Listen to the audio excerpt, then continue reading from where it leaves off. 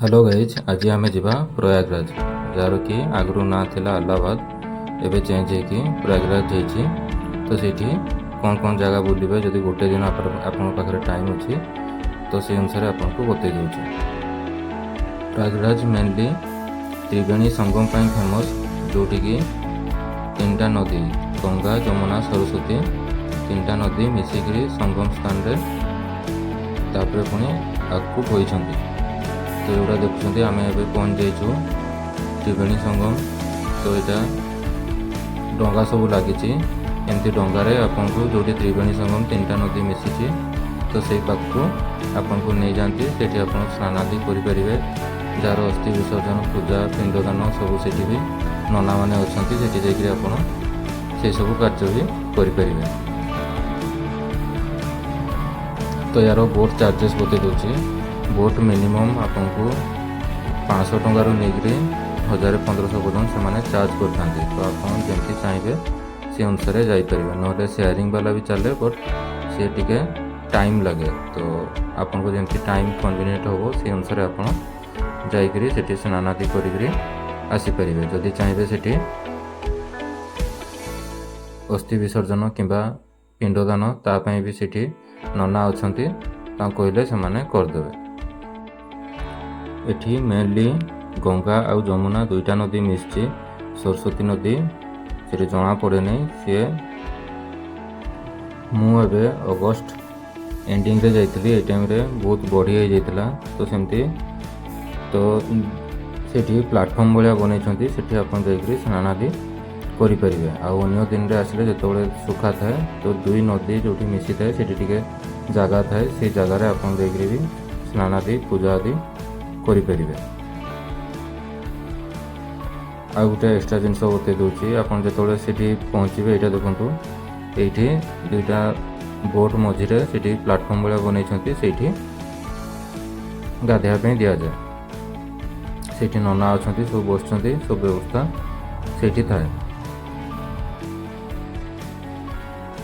आठी डंगा वाला भी बहुत बार्गेनिंग करती तो आपको सेमती बार्गेनिंग करके जाओ पड़ो आउ से आगु कही न था कि सेठी गला माने सेठी पार्किंग चार्ज डंगा पार्किंग चार्ज भी लगे से 100-200 टंका लेखा कहती तो ताकू जो आगु बार्गेनिंग करके जाइए ताले 50 टंकार भी से करदेवे नहले आगु जदि सेमती कथा है जाइए सेमती ताले से पैसा भी नबनी। यहाँ देखो अलग अलग जगार एमती बहुत सारा जगह बनाई जे जो जार कंटाक्ट थी से डंगा वाला नहीं कि पहुँचाती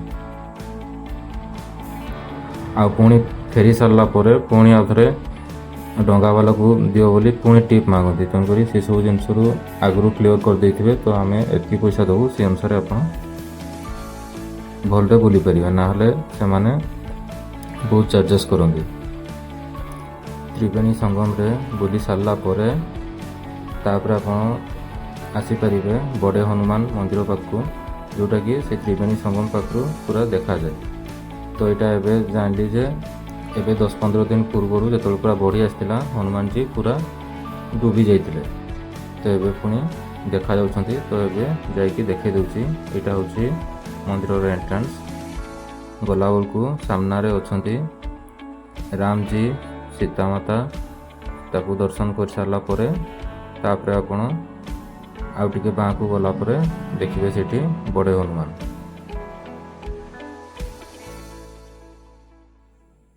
एबे दर्शन करंतु राम जानकी मंदिर राम लक्ष्मण सीता विराजमान होती सेठू दर्शन करके बाहर सारा यहाँ देखु बाँ पटे जो नाली कलर देखा तो सेठी हनुमान जी को मंदिर यहाँ देखु भीतर दर्शन कर यहाँ देखु जो लिखाई श्री बड़े हनुमान मंदिर से तले जाकि ठाकुर अच्छा सी भी 6 फुट 7 फुट आपंकर लंबा शोती तापर आपण आस श्री आदिशंकर विमान जोटा कि आपंकर सेठू 100 मीटर डिस्टेंस अच्छी तार टाइमिंग यहाँ बतई दूसरी 7टारू 1 पुणी 4टारू खोल जाए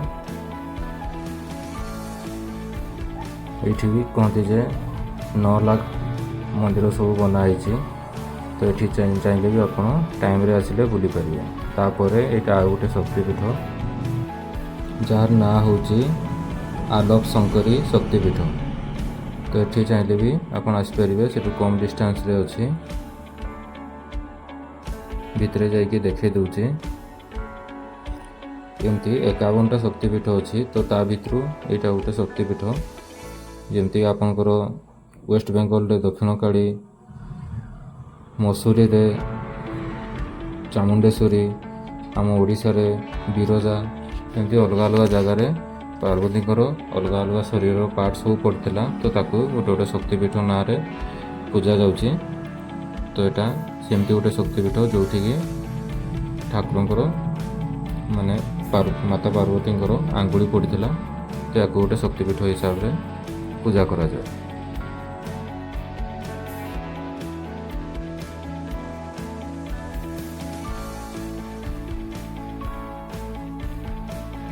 ମନ୍ଦିର ଭିତରର ଦୃଶ୍ୟ ଦେଖିଦେଉଛି। ମାତାଜୀଙ୍କ ସାକ୍ଷାତ ଦର୍ଶନ କରନ୍ତୁ। ମାତାଜୀଙ୍କ ଦର୍ଶନ ସରିଲା ପରେ ଆପଣ ଆସିପାରିବେ ମହର୍ଷି ଭରଦ୍ୱାଜ ଆଶ୍ରମ, ଯେଉଁଟାକି ସେଇଠୁ ଅଳ୍ପ ଡିଷ୍ଟାନ୍ସରେ ଅଛି। ତ ଏଇଟା ଦେଖନ୍ତୁ କନଷ୍ଟ୍ରକ୍ସନ୍ କାମ ଚାଲିଛି। ଏଇଟା ହେଉଛି ତା'ର ଏଣ୍ଟ୍ରାନ୍ସ। ଏବେ ଏଇପଟୁ କରାହେଉଛି। କାମ ସରିଲା ପରେ ଆର ପଟୁ ଏଣ୍ଟ୍ରାନ୍ସ କରାଯିବ। ଏଠି ବି କିଛି ଟାଇମ୍ ଆସିକି ସ୍ପେଣ୍ଡ କରିପାରିବେ। ଏଠି ବହୁତ ସାରା ମନ୍ଦିର ଅଛି, ତାକୁ ଭିଜିଟ୍ କରିପାରିବେ। ତା ସାଇଡ଼୍ରେ ହିଁ ଗୋଟେ ଅଛି ଭରଦ୍ୱାଜ ଗାର୍ଡ଼େନ୍ ଅଛି, ଯେଉଁଟାକି ଚାହିଁଲେ ଆପଣ କିଛି ଟାଇମ୍ ସେଠି ବି ବୁଲିପାରିବେ। ଏଠି ସବୁ ଛୋଟ ଛୋଟ ମନ୍ଦିର ସବୁ ଅଛି, ସେଠି ବି ଯାଇକି ଆପଣ ଦର୍ଶନ କରିପାରିବେ।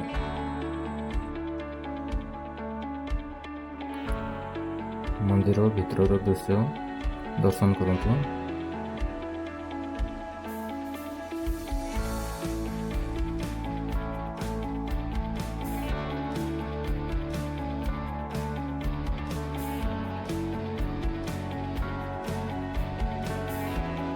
ଏବେ କେତେଟା ମନ୍ଦିରର କାମ ଚାଲିଛି, ତ ସେଇଥିପାଇଁ ସବୁ ମୂର୍ତ୍ତି ଗୁଡ଼ାକୁ ଗୋଟେ ରୁମ୍ରେ ରଖାହେଇଛି।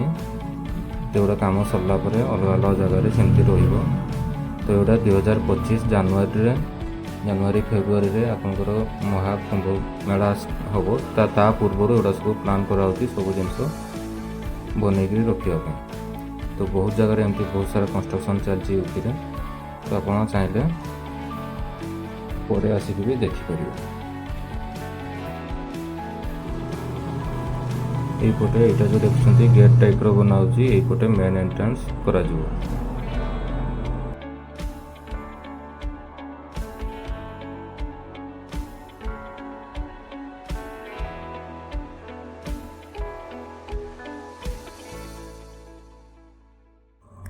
এই ପାଖରେ ବହୁତ ସାରା ମନ୍ଦିର ସବୁ ଟାଇପ୍ର ବନା ହେଇଛି। ସେଗୁଡ଼ାକୁ ଚାହିଁଲେ ଦର୍ଶନ କରିପାରିବେ।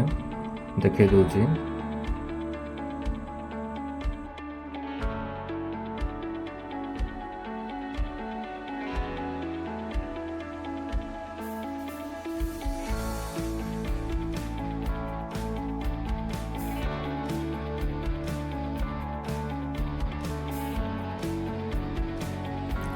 ଏତିକି ଦର୍ଶନ କରିସାରିଲା ପରେ ଆପଣ ପଳେଇ ଆସିପାରିବେ ଆନନ୍ଦ ଭବନ, ଯେଉଁଟାକି ଜବାହରଲାଲ ନେହେରୁ ଏଠି ରହୁଥିଲେ। ସୋନିଆ ଗାନ୍ଧୀ ଏଇଠି ଜନ୍ମ ହୋଇଥିଲେ। ତ ଏଇଠି ଗୋଟେ ମ୍ୟୁଜିୟମ୍ ଟାଇପ୍ର ବନା ହେଇଛି। ତ ଆପଣ ଚାହିଁଲେ ଏଠି ଭିଜିଟ୍ କରିପାରିବେ। ଯେଉଁଟାକି ତା'ର ଚାର୍ଜେସ୍ ଏଇଟା ଦେଖନ୍ତୁ ଡିଟେଲ୍ ଲେଖା ହେଇଛି। ଖାଲି ଗ୍ରାଉଣ୍ଡ ଫ୍ଲୋର୍ ହେଲେ ଆପଣଙ୍କୁ 30 ଟଙ୍କା, ଉପର ଫ୍ଲୋର୍ ହେଲେ 100 ଟଙ୍କା। ଆଉ ଫରେନର୍ ମାନଙ୍କର ପଇସା। ଆଉ ଗୋଟେ ତାରାମଣ୍ଡଳ ଟାଇପ୍ର କରାହେଇଛି, ତା'ର ଚାର୍ଜେସ୍ ବି ଅଛି 70 ଟଙ୍କା। ତ ମୁଁ ଏଠୁ 30 ଟଙ୍କା ଟିକେଟ୍ ନେଇକି ଭିତରର ଦେଖିବା ପାଇଁ ଯାଇଥିଲି। ତ ଏଇଠି କିଛି ଟାଇମ୍ ଆପଣ ସ୍ପେଣ୍ଡ କରିପାରିବେ, ଦେଖିପାରିବେ ସେଇ ଟାଇମ୍ରେ କେମିତି ସବୁ ସେମାନେ ରହିଥିଲେ। ତା'ର ଭିତରେ ମ୍ୟୁଜିୟମ୍ ଟାଇପ୍ର ବି ବନା ହେଇଛି, ତାକୁ ବି ଆପଣ ଯାଇକରି ଭିଜିଟ୍ କରିପାରିବେ।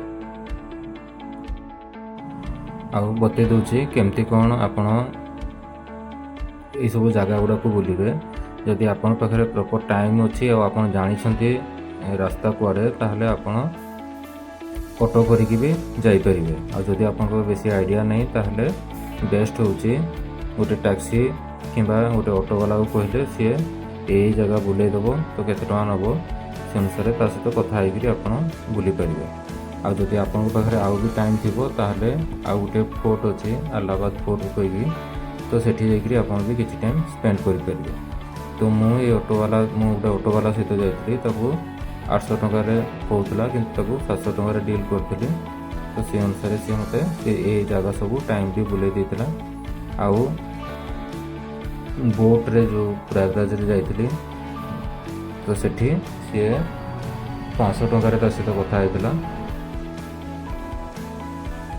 ଯେଉଁଠି ଗାଧେଇଲି ସେଠି ଡଙ୍ଗା ପାର୍କିଂ ଚାର୍ଜ 50 ଟଙ୍କା ନେଇଥିଲେ, ଆଉ ଫେରିଲା ବେଳେ 50 ଟଙ୍କା ଡଙ୍ଗାବାଲାକୁ ଦିଆହେଇଥିଲା ଏକ୍ସଟ୍ରା। ଏଇଟା ଦେଖନ୍ତୁ ଗାନ୍ଧୀ ପରିବାରର ଉପରୁ ତଳ ପର୍ଯ୍ୟନ୍ତ କିଏ କିଏ ଅଛନ୍ତି ସବୁ ଡିଟେଲରେ ଏଇସବୁ ଜିନିଷ ମ୍ୟୁଜିୟମ୍ରେ ବନା ହେଇଛି, ଏଟାକୁ ଦେଖିପାରିବେ। Thank you.